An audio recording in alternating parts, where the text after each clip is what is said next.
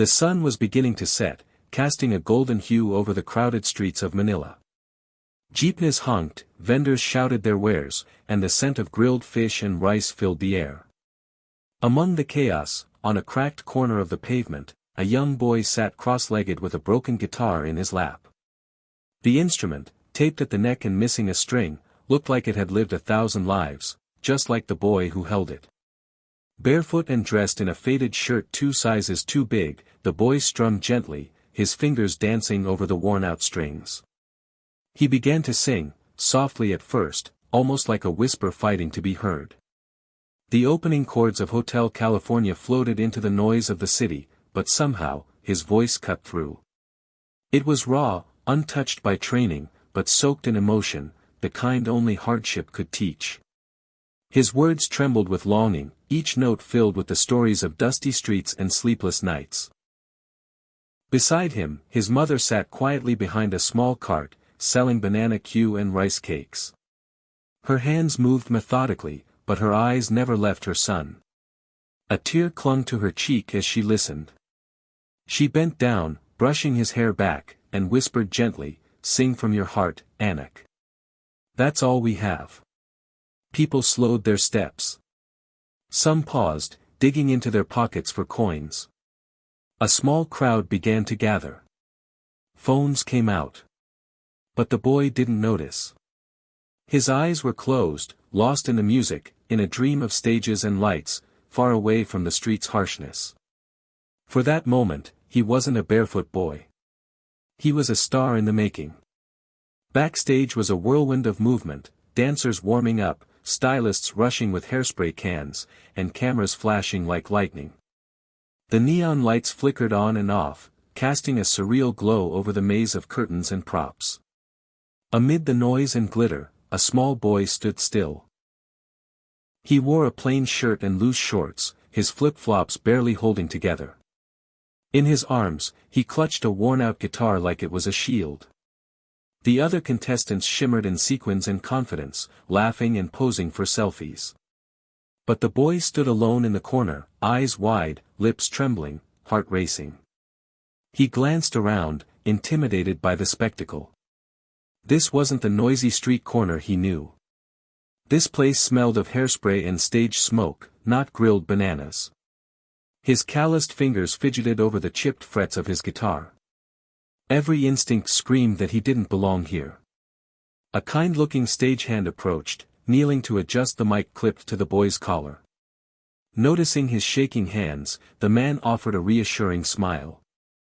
"You ready, kid?" he asked gently, trying to steady the moment. The boy didn't answer at first. He looked past the curtains, where the crowd's muffled roar echoed. Then he looked down at his guitar.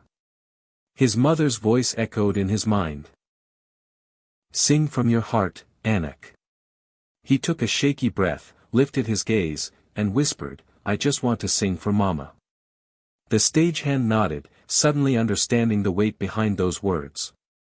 This wasn't just about talent.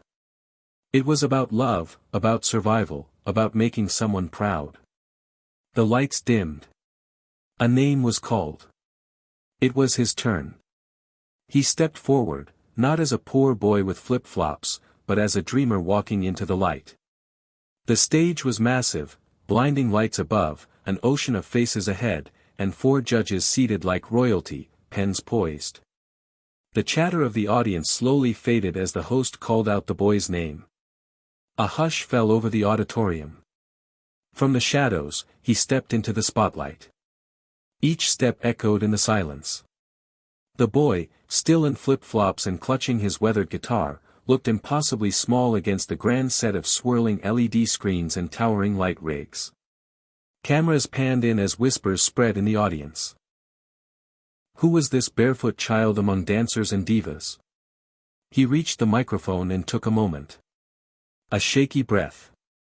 He looked into the lights, maybe trying to see if his mother was out there watching. Then, slowly, his fingers found the first chord. The opening lines of Hotel California began, faint and trembling. The first few notes were barely above a whisper, but there was something in them, something aching and haunting. The room leaned in. Judges exchanged glances, eyebrows raised. They had heard hundreds of versions of this song, but never like this. As he reached the chorus, the boy's voice soared. Clear. Raw. Vulnerable.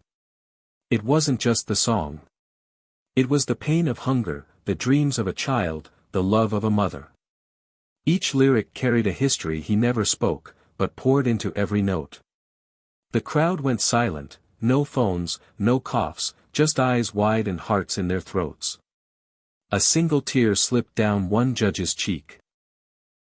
She leaned into her mic and whispered, voice trembling, "That's not just a song. That's a soul crying."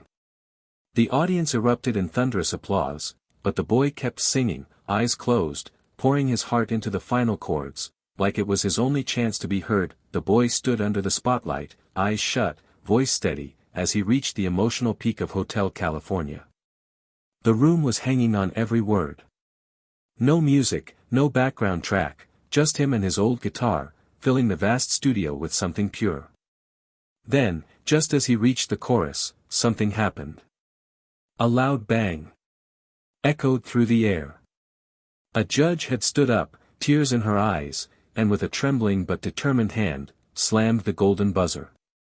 Time seemed to freeze. A golden light exploded above him as the studio burst into a storm of shimmering confetti. The moment was surreal, hundreds of tiny golden pieces floated down like rain from heaven.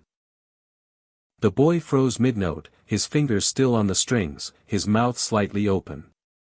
Then his eyes widened. He gasped. He looked up, watching the gold fall, unsure if it was real. It wasn't a dream, the sound of the cheering crowd confirmed it.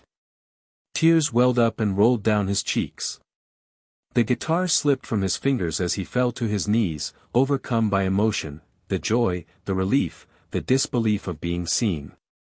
The judge, now standing, wiped her face and shouted over the roaring applause. "You are why we do this show." The other judges clapped, some visibly emotional. The host rushed on stage, beaming, helping the boy to his feet, gently wrapping an arm around him. Backstage, his mother cried into her apron, holding her hands to her chest, unable to believe what she'd just witnessed. For one poor boy with a broken guitar and a heart full of dreams, that stage, for the first time, felt like home.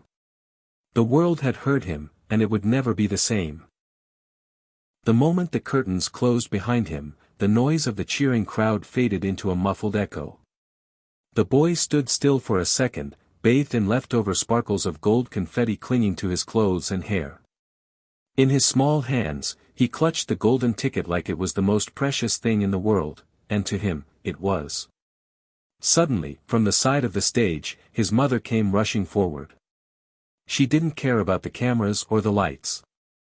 Still wearing her faded vendor apron, her face streaked with tears, she wrapped her arms tightly around him. They held each other as if the world outside had disappeared. The boy buried his face in her shoulder, and for a moment, neither of them spoke. Then, through a trembling whisper, the boy finally said, "Mama, we're going to be okay now." The words hit her like a wave. All the years of struggle, selling food under the sun, late nights, missed meals, all of it suddenly felt worth it. She pulled back just enough to look into his eyes, cupping his face with her calloused hands. "You were always my golden boy," she said, her voice cracking. He smiled through his tears, holding up the golden ticket between them. It shimmered in the stage light like a beacon of hope. They both looked at it, not as a prize, but as a promise. A new beginning. Around them, crew members clapped quietly, some wiping their own eyes. But in that corner behind the curtain, it was just a mother and her son, two hearts who had endured much, and now, together, were finally stepping into the light. Their story had just begun.